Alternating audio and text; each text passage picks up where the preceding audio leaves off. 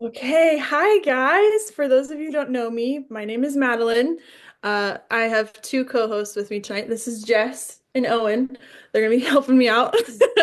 I have never read this book before, and it is incredible. So straightforward, so practical. I'm loving it.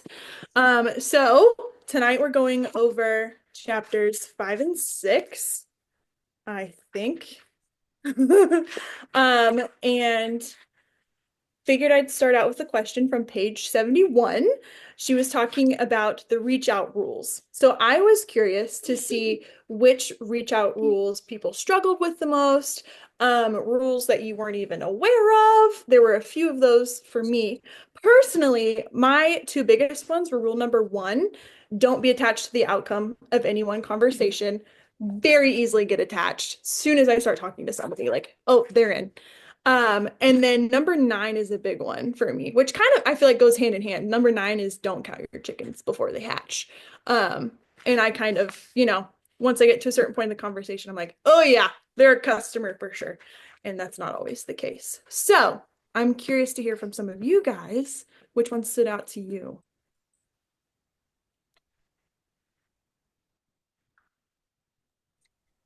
Okay, mine was also the don't count your chickens because I kind of did that in January. I was so far along in conversations with a couple people that I kind of slowed down my IPA because I was like, I got my people, I got my prize, and got sent like two of them carts and then ghost me. And so when I heard that, I was like, oh, I feel that. It's been me multiple times. Like, oh, I'll just follow up with them at the end of the month and they're in. Nope. Nope. Doesn't always happen. Who else? Number Mine three, was saying less is too, more. yeah, less is more, saying too much, and like just vomiting all of my new knowledge. Done that one. I like to know the things that Yeah. most people don't typically even care to know. So because I'm crunchy and I know them, like because I know them, I feel like I need to tell you about them because you would love it too, right? And most people could give two squats less about any of that. Is it going to make me skinny? Is what they want to know. And if they don't want to know that, is it going to get rid of my heartburn? So less is more is definitely something I have been working on essentially since I started this business. I think for me, starting, it was remembering that you can't say the right thing to the wrong person because oftentimes what would prevent me from following up would be what I said the first time. Like, oh my gosh, I cannot believe I said that to her. I can't, there's no way I can follow up. And so just remembering that you cannot, in fact, say the wrong thing to the right person. Also, here is a pro tip. You also cannot say the right thing to the wrong person. And so just knowing that helps me stay unemotionally attached. Can't say the wrong thing to the right person, meaning if they are hungry for change, Keith Callahan said today, if you watch my story, somebody who is pissed off about the way things currently are, those are the ones who are ready to make a change. If that's the case, you can't say the wrong thing. And then if somebody is not inspired to make change, it doesn't matter how many right things you say, they're not going to be willing to move. So, what I would say about that. Yeah. For me, it was number seven. Um, Actually listen to people and ask the right questions so that you could give the right answers and guide the conversation to what they actually need instead of, being excited about your story and telling your story, actually slow down and listen and ask questions. So I find myself doing that more often than not. So that one grabbed me quickly. Yeah.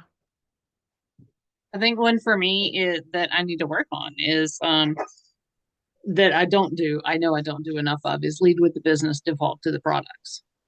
Mhm. I lead with the products. I just always have. So that's an area I'm like, oh, I got to change that. Well, and here's what I'll say about that. Do I, her point is if you lead with the products and they're not interested in the products at all, you can't overcome the objection, whatever, it's really hard to pivot that then to a business Yes. conversation. Versus if you're talking to somebody about the opportunity and the timing's just not right for them to start a business because they're tired, they don't feel well, whatever, it's really easy to pivot that towards, hey, listen, the business may not be for you right now, but the products definitely are. So that transition is way smoother. However, heed my warning because you guys know I tend to be an all or nothing kind of person. And if it's all, then it's like 1,000% all. So the first time I read this years ago, I decided, okay, I'm going to go 1,000% only products. Here's the problem. I mean, only business. Here is the problem. If you try to pivot to only leading with the business, things really slow down for a long period of time because leading with the business takes longer. Even with the right person, generally takes longer. And you generally have to go through even more numbers than you expect. So the marriage, I think, is in both. You should have people that you are talking to about the business because you should be so clear on who you want to work with that when you spot them, you're like, oh, snap. I'm gonna work with that person. There's a girl on here. Her name's Erin. When I saw Erin and we got connected on social, I'm like, that's a girl I want to build with. No, it was no question in my mind. So I was willing to let there be an extended amount of time before she joined for the products because I knew she'd be great at the business. Not everybody comes in that way. Often business builders come from happy product users. So end of my soapbox. Sorry, Madeline. Can I ask No. a question on that real quick, Madeline? Yeah, of course. So Christina, then when we do the research before the pain point and the non-pain, no pain and pain, we can identify maybe then if we're going to talk to the person, if we're going to lead with the business or the products, or vice versa. Is that what you usually do? If you're asking me, I generally have an idea if it's somebody that I'm going to talk to about the business. I'm open to what their pain points are, and I always offer the business, but I'm not looking to work for anybody that's looking. I'm not looking to work with anybody that's looking to work with me. I'm very, very clear on who my target audience is. So I don't really have to have much conversation with somebody to know if that's them or not. I can spot productivity and fruit in other areas of their life. So whether they think they're talking to me about business or not is kind of irrelevant. If I'm going after them for the business, I'm very clear on why. Otherwise, it's like that pathway is a little more narrow. Product pathway, very, very wide. Very, very wide. And I think that sometimes we get confused and it's like, okay, well, I really want to just have business builder, so I'll come over here. But remember, narrow. Oftentimes, if I went through and counted off on here, many of you came because of the products. I also came because of the products. I think Brittany, wanted me to do the business or whatever, but I came for the products. So don't ever discount bringing someone on for the products and never, ever, ever give up on them. Because remember, I was a product user for an entire year. If she had listened to my first 10 no's, we wouldn't be here. So I think that's a good lesson also. Yeah. Agree. Anybody else? Okay. So on page 81, transitioning over into the no pain list, I was curious to see if anybody has done that. I did a couple. And actually because of that, I've got somebody hopping on the Monday Night Live tonight. Because I was able to utilize the pain, no pain. So that's super exciting. But for mine,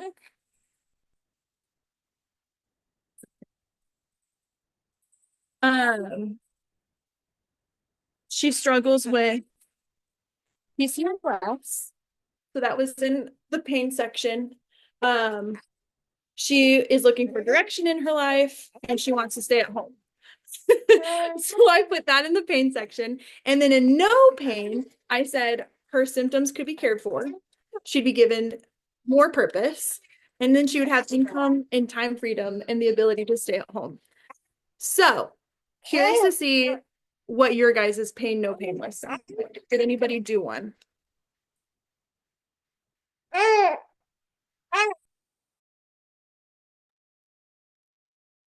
did one. So mine is for my friend Carrie.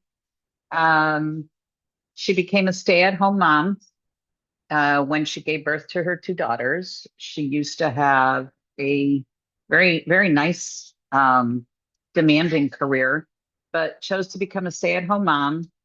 I've seen her throughout the years kind of lose herself because she helped her husband build a career and she's changed.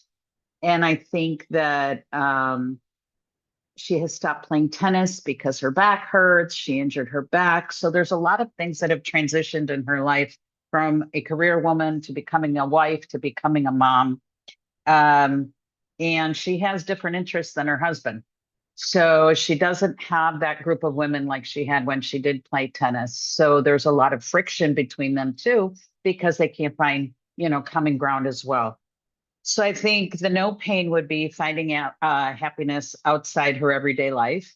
I think that her body has changed because she has started perimenopause as well. So that would help, the products would help her. And then she'd have the freedom to create something of her own and give her a purpose again as being a woman. I love that. Have you sent that to her? No, I did this today based on your questions. So thank you for prompting me to do my research on my list that I want to reach out to. I love that. I would love to hear how she responds. Well, I will let you know. Thank you. Did anybody else do one?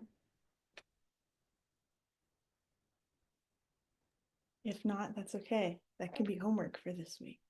I did one, I just got the pain out, for single mamas, living paycheck to paycheck, worrying about all the extras, not sleeping well, no savings for anything, much less a car repair, too much pride to ask for help, feeling helpless and feeling useless, and longing for vacation. So I actually used that for a single mama friend of mine tonight who used to do the business and fell off. And she is going to jump on Monday Night Live tonight. That's exciting. I love that. Let me tell you guys what I would do with this. If you're using ChatGPT, then it looks like, hey, ChatGPT, I have this friend. Here's the pain points that I think she has in her life. Here's how I think Plexus could be a great solution. I want to send her a message that makes her feel seen and heard so that she knows she was exactly who was on my mind. Knowing what I told you about her, can you help me with a reach out? So the more you can feed it, the better it's going to get at your voice. But then it helps you when you're like, oh my gosh, oh my gosh, oh my gosh, should I send this? There's something about utilizing ChatGPT that makes it feel less rejection-y. Like, oh, well, if she's not interested, it's ChatGPT she's rejecting, not me. Like it does something to disconnect the emotion. So anyway, I told somebody something the other day that I was doing with ChatGPT, and she said, I don't think anybody would know to tell ChatGPT to do that. You need to like really pay attention to what you're using it for. So I'm just trying to think of like, oh, this is how I used it today. This is what I said to it today. So anyway, if you're not using it, I really suggest that you follow the workbook and try to let it get to know your voice. I love ChatGPT. I've been using it a lot more. And just things like, can you compare active versus liquid IV? And it'll come up with like a chart and like the energy source, the calories, all of it. It just knows so much. So smart. Love ChatGPT. And it's so nice too. It's so kind to me. Like a friend. Tell me you're a stay-at-home mom without telling me you're a stay-at-home mom. My bestie is ChatGPT. Okay, anyways, moving on. Chat GPT knows my soul. That's what I said the other day. He had me in tears. Listen, Raven has not got her camera on, so I don't know what's I going was on with about her to today. say But it. I think say y'all have got to hear this The other story. night, I was bonding with it, like trying to make a post about me and my husband. And I was like, we remind everyone of my grandparents. And I was talking about when Craig, it was his birthday and my papa passed away on his birthday. But I put this whole thing and then ChatGPT like came up with this whole sentimental thing. And I was crying and I went in the bedroom trying to tell Craig about it. And he was like, hold up 1 second. You were in there having a conversation with ChatGPT. Do you need a friend? Do you need me to come sit with you? Whole time he's in there thinking that she's like on the phone with me or on the phone with like he thinks she's talking to someone and she's just like pouring her heart out to chat GPT and he's like, oh, I mean that's sweet and all right, but you were talking to an app and she's like, well yeah. He's like, honey, you need a friend. You need a friend. ChatGPT, best friend, confidant. We love ChatGPT. Okay, so page 87, she mentioned the transition question. So being able to transition from, okay, this person is not interested in the business, so let's transition over to the products. So I wanted to hear your guys' transition question, and I think it would definitely vary slightly person to person, depending on who you're talking to. So kind of a vague overview one that I came up with was, so this person's not interested in the business. So if you no longer had an afternoon slump, slept better, or didn't struggle with digestion or bloating anymore, would that make a difference in your life? Did anybody else come up with one or have any critiques for that one?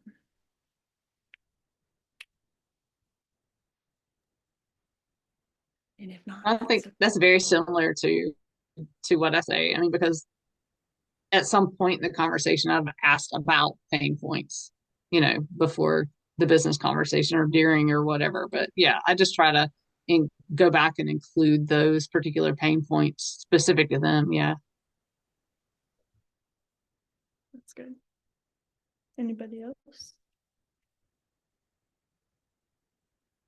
Okay, hold, because I just asked chat, so we'll see what chat says. I put mine in the chat right here. If I'm letting them off the hook, if I've attempted to overcome their objections about the business and the timing just really isn't right, then I will just say something like this. Like, it definitely sounds like the timing's not right for you to start a business right now, but I can tell from our conversation that you desperately could benefit from our products. What if you didn't have to deal with that, or that anymore? I know our products would help a ton. Are you open to checking them out?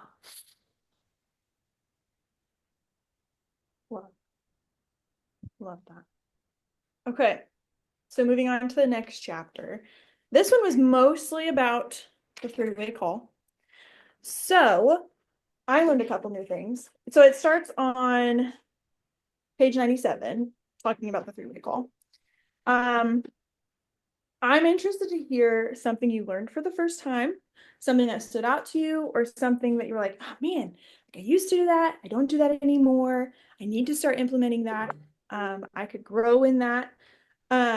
Whether that's in introducing the three-way phone call, the execution, the flow, why they go bad, or the ending and guiding that person to a decision.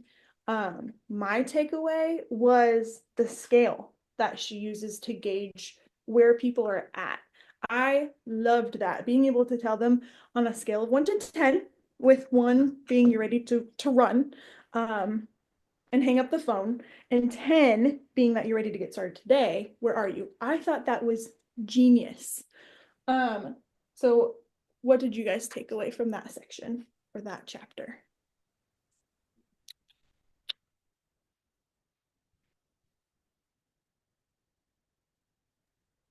I definitely loved that part about skill as well. And just trying to really listen to each response to try to figure out how to guide instead of getting on a three-way with like, and I have been super guilty of this because I think it's Christina that had put a thing in the mentorship or either in Plexus Freedom Team. We're like, you can print this out and you can follow this flow guide. And I was so nervous about doing the three-way calls that I would do that. I would literally follow it. Like I was already set on what I needed to guide the conversation to go to instead of saying, oh, well, hold on, let's flesh that out a little bit more. Like since I've gotten more comfortable with just listening to people and kind of taking the conversation where they need it to go, they go so much smoother and it's so much less awkward and I get so much more of the right response than just being like, blinders.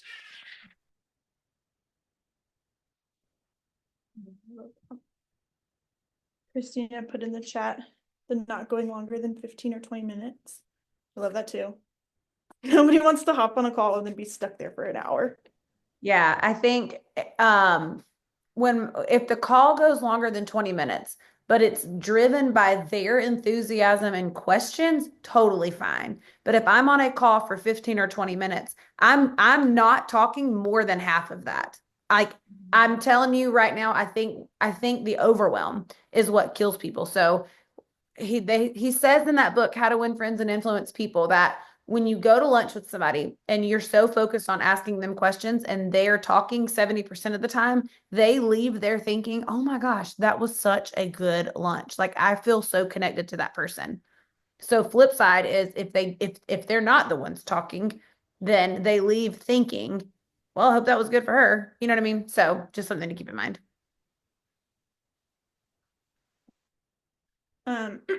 And Michelle asked if we do a 3-way for every person.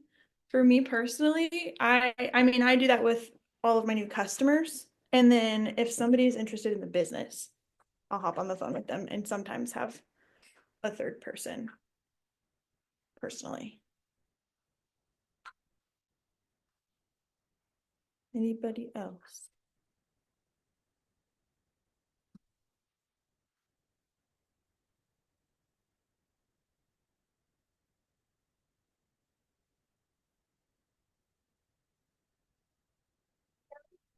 Not yet, baby. I was just thinking a good way, because we were talking about keeping calls shorter. Because I used to be very not great about that at all because I talk a lot. But if I have, and she talks about it in there, like come to the call knowing exactly what are you trying to get from this call? Like what is the motivation behind the call? And then you can set out like talking points. Like these are the things I'm going to hit on, and then after that I'm done. And also it keeps you focused because I also don't focus all the time very well. So if I have talking points on a sheet in front of me, I can stay more on task. And I also have used chat to help me with like formulating questions, and having them there. And that keeps the call shorter too, because I'm not having to think quite as much. So that's helped. That's so smart. I also have to have bullet points written out before every single call. Otherwise, I will ramble on and on. I can chat if you get me going on the right thing. Okay, so overall, the 2 chapters, what else, what takeaways did you have? Anything you highlighted? Something you learned? Just as an overview. I have to find it. Oh, it's right there. I loved her wording. On page 70, she said, then I started talking to people and finding those who wanted to use the products and those who wanted to come play with me for talking about the business. I was like, that is I am going to use that. That is exactly how I see this. So I've already kind of started implementing that. And it's also helped me figure out who I want, like on my team, the people that I want to spend time with and travel with, play with. So I loved that. Anything else stand out? Anything I was else gonna you- say, Madeline, what was it? How she said like someone on her team, if the call is going too long, they have like this cue that because I think me, Aaron, and Rachel, we all are talkers. So we attract talkers. And so we've been on welcome calls before where we've had some talkers. And I'm like, I love that because then they can like come in and you know your cue and you say, hey, I know you had to be off. I know you got your kid's schedule. And so I thought that was really neat. So I was like, that's a good game plan. So smart. I think that's so smart. And then being able to schedule another call. Yep. I think another tip, if you're trying to honor a time crunch, when you start the call by saying, Jess, I'm so excited to connect with you. Like Rachel has kind of filled me in on how you guys get to know each other. And my goal here is to help you believe with more clarity, whatever, blah, blah, blah, blah. And I've set aside the next 30 minutes to do that. I do have a hard stop at 1 o'clock, but I'm so excited to see how far we get right now. And it kind of lets them know that way come 12:59, if you have to say, all right, y'all, well, I have that hard stop. I'm so sorry. Let's go ahead, go back in our three-way chat and drop some times for where we can connect again. Or there's that call tonight with corporate, whatever. Kind of have a next touch point in mind. But when you protect your time boundaries, what it does is it professionalizes what you're doing, and it gives them the freedom to think, if I decide to build this, I have the freedom to have boundaries. I know that feels like that's not what people are going to think, but it absolutely is. If you get on there and the call lasts an hour and a half, then what they're thinking is, man, I probably don't have the time to have business builders. So everything that you do duplicates it and gives someone some sort of impression every single time. So just be mindful of that, even down to that. Now, it doesn't mean that and I'll even, let's say a conversation is going well, someone really is open, I can tell they've got some potential. I always am stalking people who I'm going to do calls with anyway, and the conversation really is flowing. I will let them know, like, hey, listen, I don't normally have this block of time open, but my 3 o'clock just opened up. So if you're good, we can go ahead and continue this conversation. I want to honor your time. And I do generally keep these to about 20 minutes. So are you open to continuing to talk? Sounds like you're interested. Or should we plan another time? That way I'm setting the precedence moving forward that they also have the freedom to do the same thing. I love that. I think that's so smart. Cool. Hey, oh. Hey, anyone else? Takeaways, highlighted phrases. I do. Also, what she said at the end of what chapter is this? 6, the last one. Yes. I liked what she said. It was on page 102.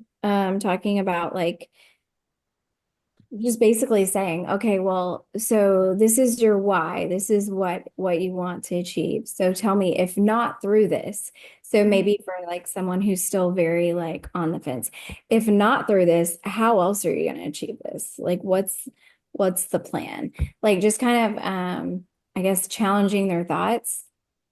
It almost reminds me of what Christina does when she aggravates people's, what do you call it? Aggravating their pain. Your pain points. Well, and you do the same thing. I mean, I do the same thing. Terry, so many of my leaders will tell you, it's the same thing that I do when I am talking to them and like coaching them through things that feel hard. Like, okay, let's consider that you don't do this. You're not going to give up on your dream. So what's your next option? And what it does is it just reminds people that it doesn't matter what option I choose, it's going to be hard. So if I'm quitting something, health journey, business journey, whatever, because it's hard, then I either have to admit that I'm never going to change and my circumstances won't either, or admit that anything else that I'm going to go do is going to also be just as hard. And then once they realize that, then they realize staying the course, they already have a jump start on. But that's way more effective than me saying, oh, really? Please don't quit. Come do this with me. It's like, okay, no, imagine that you do quit. That's fine. What's your next option? What are you going to do instead to get what you want? And so it's just helping them remove their own mind blocks, because that's so normal. It's so normal. And it just takes a leader who is not emotionally attached to say, okay, let's say you do stop your products. What's your next option to get rid of the reflux that you started for, the 20 pounds that you keep losing and gaining, the lack of energy that's making you take 2 naps a day? What's the next option? What's the better option? Oh, there's not a better option? Okay. Consider staying the course. What's the best that could happen in the next 90 days? So it just kind of helps them to zoom out of whatever the issue is and think it through clearly and not emotionally. I love that. Honestly, I do the same thing with myself sometimes. Like when work is hard or I'm unmotivated, I just kind of stop and think, how else am I going to get to travel with my babies? How else am I going to earn thousands of dollars as a stay-at-home mom? There's nothing. So I think that's a great reminder for myself often. Well, and it goes, I mean, you can even apply it to parenting or like when you don't want to deal with the emotions or the discipline or whatever. It's like, okay, well, what's the other option? Like, option is I go in there and I have the conversation, shepherd the child, develop the heart, or raise a world-class brat. Okay, yeah, I'm gonna go have the conversation. Or, you know what I mean, with your marriage or with your finance. Like, it's like, okay, what's the other option? Once you realize all of it's hard, then you feel empowered to choose your hard. Yes. Love that. And I do believe it is past 8:30. So thank you guys so much for having so much grace with me. First of all, I did not plan to be rocking a baby and have a lesser kudu in the background. So I really appreciate that. Loved getting to chat with you guys. And we'll see you in about 30 minutes on Monday Night Live. Madeline, you did great. I'm telling you, there's nothing like casting vision that this is possible with your hands and your laps full than when we have to do it. I'm telling you, hey, Owen, I've done exactly what you're doing in this business. When I started, I had the third baby, nursing baby. Then I had Rhett. And I'm telling you, I've built my business exactly like that, Madeline. So when you're a diamond and those babies are in your diamond dot going, I love my mommy 100,000,000, we're going to remember when they were newborns that you were rocking. So hang in there. It is so worth it. And listen, I loved them being here. Cameos with kids, especially when they're not your own, it's always a delight. So you did a great job. Oh, and I love the purple Legos. Are we still a lesser kudu or are we, and can someone send me a picture of that, please? Are we, Kudu. you're still that, okay. And they eat Legos? That's their diet? They eat blocks. Oh, they eat Oh, blocks. good. Okay, got it. Good to know. Good to know. See you later, buddy. I love you. Bye. They moo like a cow? Owen? When they do this. Like an elephant? Like that. Okay. So now can I be a greater kudu or do I have to be a lesser kudu? Because that doesn't feel like winning. I want to win. It's not a filthy kudu. It's a lesser kudu. I want to be a greater kudu. So I tell them. It's not a greater kudu. It's a lesser kudu. Okay. Well, then I will be a lesser kudu if that's what I have to be, Owen. I got $5 if you go ask ChatGPT what it looks and sounds like. Mom, you should still do your meeting. You should still do your meeting, Mom, he says. Yes, she did a good job, didn't she, Owen? Mm-hmm. Mom did a good job. Oh my. Okay, bye, lesser kudu. See you later. Bye, guys. Bye.